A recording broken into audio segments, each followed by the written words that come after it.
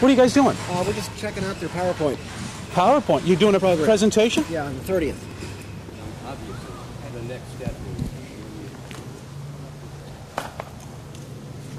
is... Hey, Rob. You're selling your book right in front of the attendee? Hey, you got to do it. What do we got here? That's it. That's our new book, Scallop Season, that just hit the stands this weekend. And Wow. It's been a long time coming. We started working on it almost exactly 3 years ago. So it's by myself and Jim Patrick, who we're waiting for. I hope he'll show up, and there he is right there. Hey, he's got his copy too. Hello. How are you, So Nantucket? how do you like being on the book circuit tour? Oh my gosh, well, this is the first right now, isn't Yeah. it? We're officially on tour as of now. Yes, you are. Yeah, this is pretty exciting. People seem to be enjoying the book quite a bit. So. What was the hardest thing about making it? Computers. Computers. Yeah, without question. We had to learn to get IBMs and Macs to talk to each other, which is, try to get Bill Gates and Steve Jobs, on the same page. Yeah, okay. We fought with that, but other than that, none of it was hard. It was all enjoyable. We loved every minute of it. And you did the writing, is that right? Yeah, I went out and interviewed. Well, a lot of times we went together. A lot of times I went on my own. Interviewed as many people in the business as would speak to us, or we could find them, because there's lots and lots of people, as it turned out. But and then I tried to weave their tales into what I was learning as I went.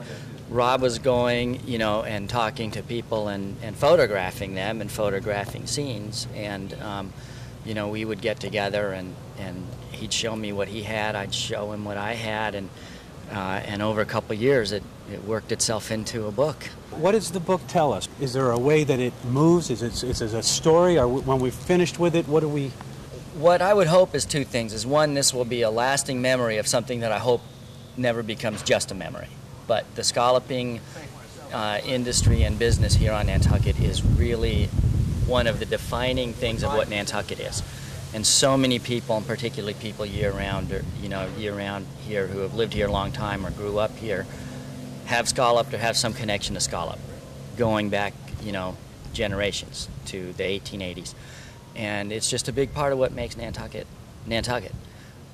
So we hope to chronicle that and for posterity. And we also hope that, given the last few years, it had been declining very drastically in the late 90s, and it's still at a pretty low point, that maybe with what's been going on, in terms of trying to save the fishery, and with us being in a position to at least follow a little bit of that and publicize it a little bit. We didn't start out with that being our venture, but that became so clear that was that was the important focus of what people were thinking about and what we came to be thinking about.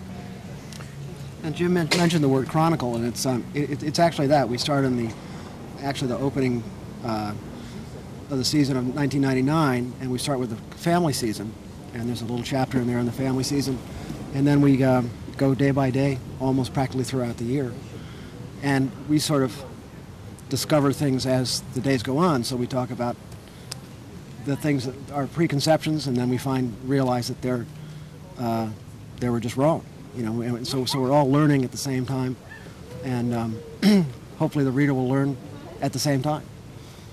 Did you expect it to be the book that it is? I mean, you think about what your book is going to be like, or whatever you create, and they say that it never ends up being truly that, but is it close to what you wanted?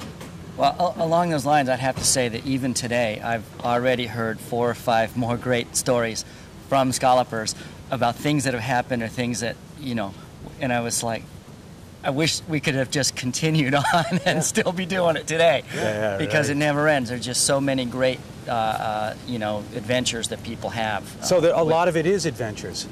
Oh yeah, a lot of this great. is people's individual adventures in the past that happened as we were speaking, and so I would say I'm thrilled beyond my wildest dreams at what it turned into, given what we thought. Although I knew I wanted it to be a very classy, beautiful photo book, and Rob was a big part of that, and I was thrilled when he wanted to do it as well. A friend of mine bought the book for his brother-in-law, and his brother-in-law wanted me to sign it, so I had to make a special trip to town. So I signed it. I made a dedication to him. It was the first one I'd ever done, and so that was a little thing for itself. But he went, he loved it so much, he went around and found people in the book whose pictures were in the book and had them sign That's a great idea. over their photograph, which is just a That's a completely great idea. unexpected tidbit from this whole thing. And that's the way this whole project has been. Everything was unexpected, and So We unloaded 7 tons of books yesterday. So is it all? I mean, do you have a publisher? I mean, is it self-published or yes? It's self-published. Yeah. We had to learn that process too. Yeah. We got a lot of help from Bruce over at Color Graphics. Oh, okay. He was able to guide us from the writing stage to the computer stage to the printing stage. But we wound up being able to. It's fortunate when you do self-publish. We could do everything exactly the way we wanted. Also, one little thing I have to show you, I hope you can zoom in on this, is we were able to make that decision right there. Nice, sure.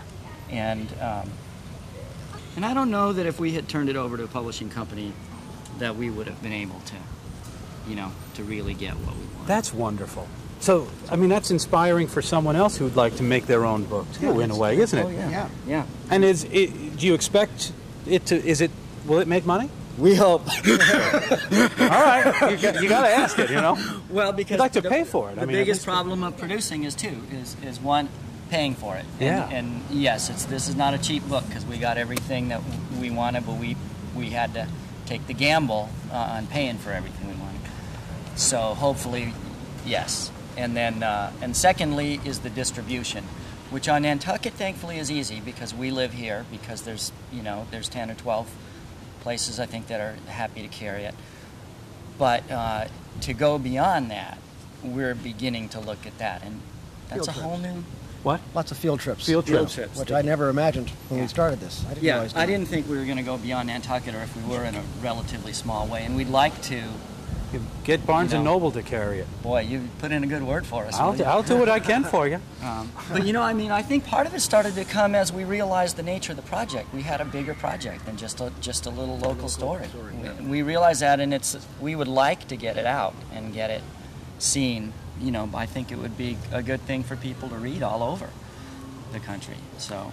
And this Monday you have a presentation? Oh, Monday, yep, at the Athenaeum here. It's at from 6 to 8 in the Great Hall upstairs, and we're going to have a slideshow, I hope.